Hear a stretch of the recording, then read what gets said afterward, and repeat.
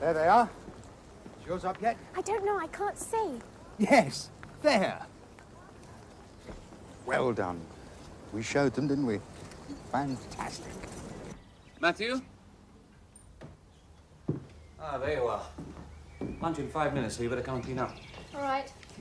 What's this? Ah, yes, Cambridge. Albertine? Yes. I wonder how she's done. She got a starred first. Whatever that is. Did she indeed? That's pretty good. In fact, it's pretty fantastic, especially after only 1 year. She was top of the whole exam list. Well, I suppose with Chocky. When did you hear? I didn't think the results were published yet. They went up a few minutes ago. And how? Oh, yes, of course. Not telepathy. She must be thrilled. She is. Congratulations on your marvelous achievement, my dear. Now, the important question is, what are you going to do next? I'm afraid you can't collect your degree for another 2 years. We know that. Regulations. You have to keep 9 terms before you can graduate. It's a silly regulation. Well, not for the average undergraduate. We don't get many people who can complete the course in 3 terms like you. In fact, I don't believe we've ever had anybody before. Not in 800 years. I'd like to do some research. Of course, but what? Cosmic energy. Cosmic. And anti-gravity. Anti-gravity. That's an interesting idea. Could there be such a thing? Could there be such things as quarks? Yes. My word, young lady, you do choose the most difficult areas. Anti-gravity, indeed. Where would you ever begin? Anti-gravity. I should begin with gravitational waves in space. Oh, I see you're moving over from pure mathematics to astrophysics. That's right, Professor. Do you mind? No, it's very interesting. You'll have to let me have some proposals, something a little bit more specific. And then the university can consider funding you.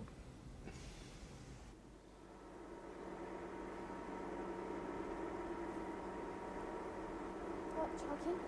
No, I think they're all part of the same radio telescope. They're looking at the stars, of course. Well, I don't know. It may look primitive to you, but for us, it's very nearly the latest thing. What are you doing here? Just looking. Why, wait a minute. Aren't you? Albertine Mayer. Oh, yes. Our famous child prodigy. You often go around talking to yourself. No. I was just thinking out loud. I see. I didn't know anybody was here. Obviously not. Who are you? Beatrice Liddell. Dr. Liddell. I'm an astronomer. Do you use this telescope? Of course. Otherwise, I shouldn't be here. Which brings us back to my question, what are you doing here? I'm hoping to do some research. Research? You? Into what? Cosmic energy and gravitational waves. What makes you so sure either of them exists? Oh, I know. I mean, that's why I want to research them. To find out. I hope you're not planning to use this instrument. No, but I thought if I'm going to be working in astrophysics, I ought to know as much as I can about what other people are doing. I suppose that's fair enough. As long as you don't interrupt or try and interfere with my work. No. Will you tell me about it? All right. Come along. And this is our largest and highest resolution instrument. A 5-kilometre Earth rotation synthesis radio telescope, consisting of 4 fixed and 4 movable dishes on an east-west baseline. Why synthesis? Because it synthesizes the image we would have obtained with a single very large dish. Or rather, the computer does, when all the signals are fed into it over a period of time. So it's all controlled by a computer? Yes, of course. The computer steers the instrument and processes all the signals. Once it's set up and programmed, we can leave it to get on. Sometimes nobody goes near it for days. I don't know. What? Sorry. Just thinking out loud again. Please, may I see the rest of the observatory? Very well. Come along. I'll give you the guided tour.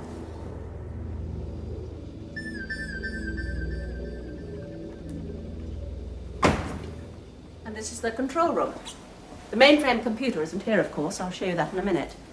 But this is the main control desk. Well, it doesn't look too complicated. No, it has to be simple. It's designed for professors to use. And you type the instructions on the computer keyboard here? Exactly. We can give the computer a queue of items to be observed over a number of days, like this. First of all, we access.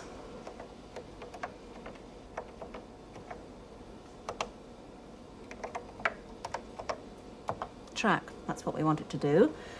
And then the name of the object, if it's already in the memory, say 3C48. That's object number 48 in the 3rd Cambridge catalogue. And then the time we want it to happen, say 1500 hours on the 23rd. There.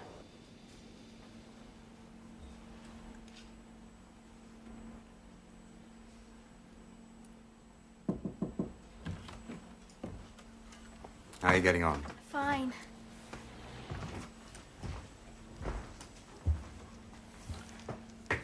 Oh, you think you'll be able to do enough to convince them it's worth giving us the money? Yes, of course I do. Don't worry. All right. Bedtime now, though. Best leave it for tonight. Okay, Dad. I'll just finish this bit. It'll only take a minute. Not too long, mind. You must get your beauty sleep, you know. Good night, Daddy. All right, darling. See you in the morning.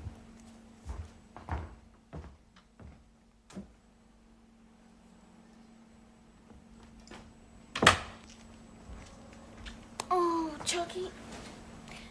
That'll have to do for tonight. You have done well. I am very pleased with you. Thank you. It's very interesting, and I am enjoying it. That is good. But I'm very tired now. I understand. Your mind needs to rest.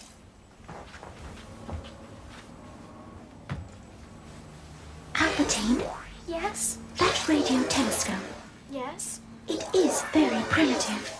Yes. But even so, it could be good enough What for? to locate the position of my home planet.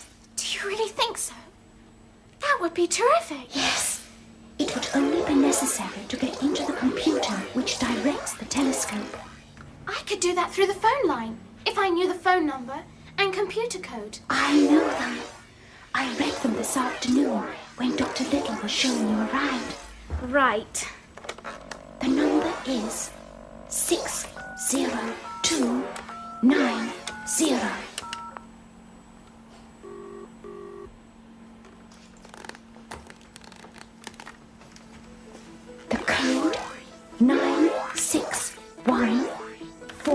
372. We're in! Now what? Now we have to give it a new program. And then we can start the search. Brilliant!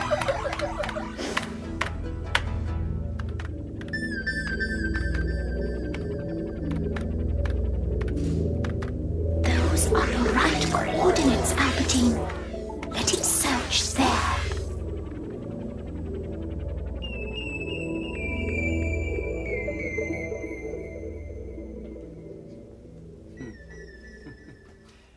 Fascinating.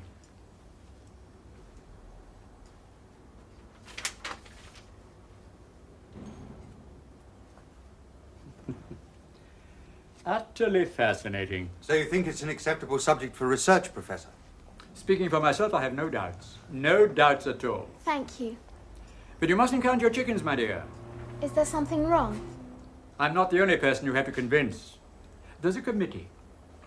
There's always a committee. Surely if you recommend us. You must realize that money is very short these days. There's a limit to the number of projects that we can afford to finance. But it must be obvious this is important work. Yes, that's what they all say. My work is important. No, the truth of the matter is that most of our funds are already allocated for the coming year. There's only one grant still available. Oh, that's all right. If there's still one grant available. There is. But you're not the only person who wants it. There's at least one other very good candidate. Who's that? Beatrice Liddell. Dr. Little, the astronomer. That's right. Do you know her? Yes, I have met her. Then you'll know how exciting and how important she thinks her work is. But surely, Professor, no matter how interesting her work is, it can't be as important as Albertine's. You think not? What is it? She's investigating a new binary star. Yes, but what we're talking about is the discovery of an entirely new form of energy. Boundless energy. From an unlimited source. What we're talking about, Mr. Mayor, is the search for boundless energy. It's not quite the same thing as its discovery, is it? Theories are one thing. Proof is quite another. It does exist. I know it does. And I know I can prove it. Very well, then. In that case, young lady, we must do our best to make sure that you get the grant. Right. Where do we start? I suggest that we publish this. You wouldn't object? Of course not. All right, then leave that to me. And then you ought to give a public lecture on it. I'll see what I can arrange.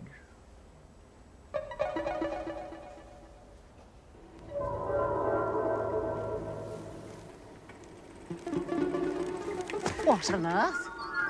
What's going on? My program.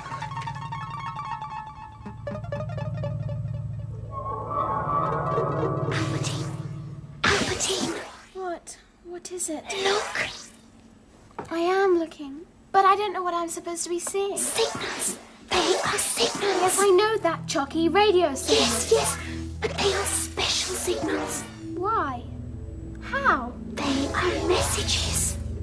You mean somebody is actually sending them? Yes, An intelligent life form. more than that.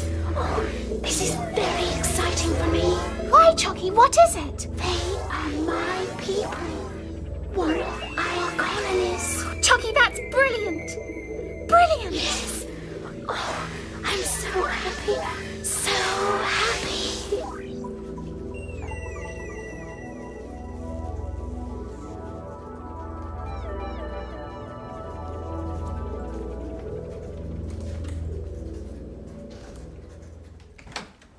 Professor Ferris, Dr. Liddell, what are you doing here? someone has been interfering with my program. How very tiresome for you, but I don't see what... Tiresome? Is that all you can say? It's more than tiresome, Professor. It's downright disgraceful. Yes, quite. But... Weeks of work mucked up, the telescope realigned on an entirely new heading. Intellectual vandalism, that's what it is. But what has it to do with me? Someone has managed to break into the computer and make use of it to play with the radio telescope. But who? You may well ask. I racked my brain wondering who could be so irresponsible, and then I realised I caught her snooping round the observatory. I'd even been foolish enough to show her round and explain things to her. To whom? Why, to that infant prodigy of yours. You can't mean Albertine Mayer. That's exactly who I do mean. That precocious brat. No doubt she thinks the telescope is some wonderful toy. I find that very hard to accept. Have you any proof of what you're suggesting? Come in. Good morning, Professor. Oh, I'm sorry. Are we interrupting? No. This is Dr. Little, Mr. Mayor. Albertine, I think you've already met. Yes. Hello, Dr. Little. How are you? Dr. Little is here on a rather serious matter. Oh, really? It seems that somebody's been making illicit use of the radio telescope. Oh. Do you know something about this? Of course she doesn't. How could she? Very easily, I'm sure. Albertine? Yes. I knew it. Do you realise what you've done to my programme? I'm sorry. I was always very careful to put everything back where it was. Well, what use do you think that is, you little fool? That telescope is set on a continuous programme. It has to go on without any interruptions for several weeks. I'm sorry. I didn't realise. It's too late to be sorry. The damage is done. I have to start all over again. Albertine, I can't imagine what you were thinking of. I'm sorry. I didn't know. I promise I won't do it again. There. You've had your apology and a promise. I think we might put the whole thing down to, shall we say, youthful indiscretion. I'm very sorry, Dr. Little. I had no idea Albertine was doing anything like that. You have my word, there'll be no repetition. Shall we leave the matter there, then? Dr. Little? I suppose so. Excellent. Now perhaps you'll have some coffee. No, thank you. I have a great deal of work to do. Good morning. Good morning. Albertine, how could you?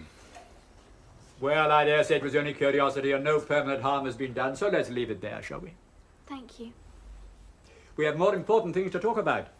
Like this lecture you're going to give in London. You mean it's on? It certainly is. And you better make a good job of it if you want that grant.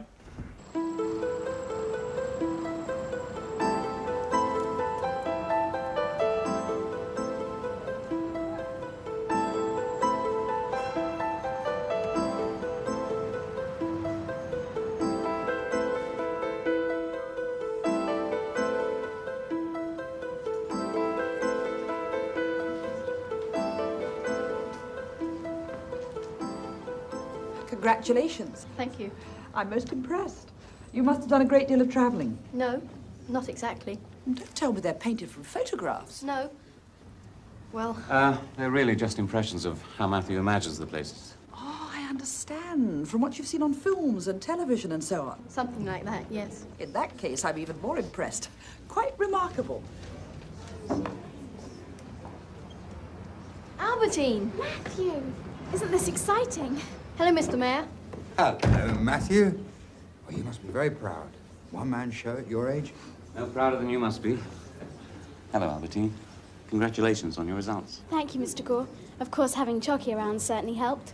Well, even so, it's a marvellous achievement. She'd have got a first in any case. It would have taken longer, that's all. Say 2 years instead of 1. Come and show me your pictures. Okay, I've done a new one of the windmill. Wait until you see it. How's she coping? With Chocky, I mean. She's coping very well. I must say, I still find it all rather difficult. I know what you mean. Well? Yes, sir, she came. Ah, excellent. And? They're obviously still communicating with each other. How very interesting. Keep up the surveillance.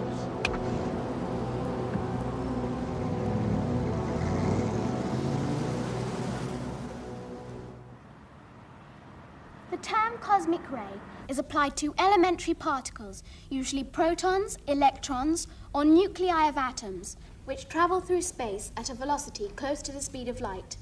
Some 90% of these particles are protons, the hydrogen of nuclear. When high-speed cosmic ray protons collide with hydrogen atoms in the interstellar medium, nuclear reactions take place between them, and a number of pions are created. These pions are unstable and decay almost immediately to produce a pair of gamma rays with an energy of about 100 mega. Equating this to a gravitational wave force, delta F, the electromagnetic noise in gravitational wave units is therefore...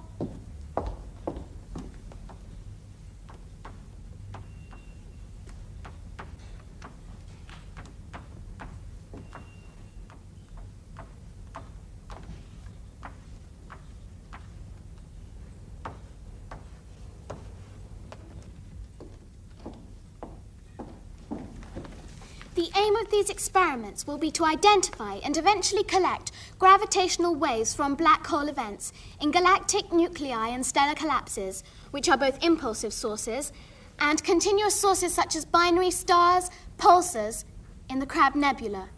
Thank you.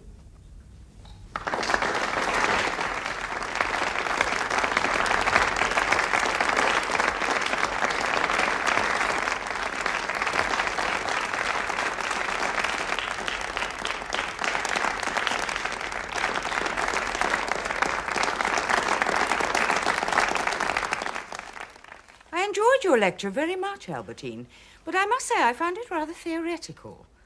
This grant is essentially for practical work. Now, should we decide to give the grant to you, do you really believe that you can achieve successful experiments? Yes, of course I do.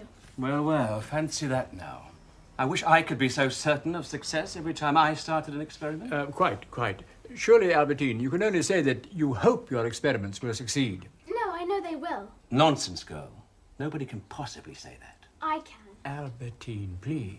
I admire your confidence, but you must beware of being overconfident, you know. Statements like that are irresponsible, and no more than I'd expect from someone who can interfere with somebody else's work. What do you mean? What, you haven't heard about this girl getting into the radio telescope? That incident was not to be talked about. Dr. Liddell agreed. Yes, well, Dr. Liddell was furious, and I can't say I blame her. Her whole program was ruined. That's not fair. I said I was sorry, and she promised. Indeed she did, in this very room. But what did the girl do? She managed to make a connection with the computer controlling the radio telescope. Oh, and then fed in her own program. And she was using the telescope like an expensive toy. I was not. That's not true. Oh, dear. That's hardly the sort of behaviour one expects, now is it? Yes, well, it's exactly the sort of behaviour I'd expect from an immature child. I mean, how can we possibly give our one remaining research grant to someone who is so irresponsible? I wasn't playing with it. I was searching for a planet. Well, that's not so difficult. There are billions of them out there. Not like this one. Oh? And what is so special about this one? Is it inhabited or something? If you must know, yes. Albertine, Albertine. And did you manage to find this planet? No, but we did manage to make contact with some of the beings who've colonized other planets. What, little green men with horns and eyes in the middle of their forehead? No, it's not like that. We had messages, signals from them. Oh, you made contact with intelligent life forms. You did.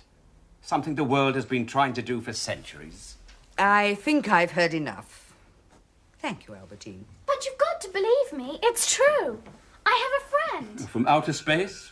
Yes. Yes. Oh, Chocky, please. Help me. Please.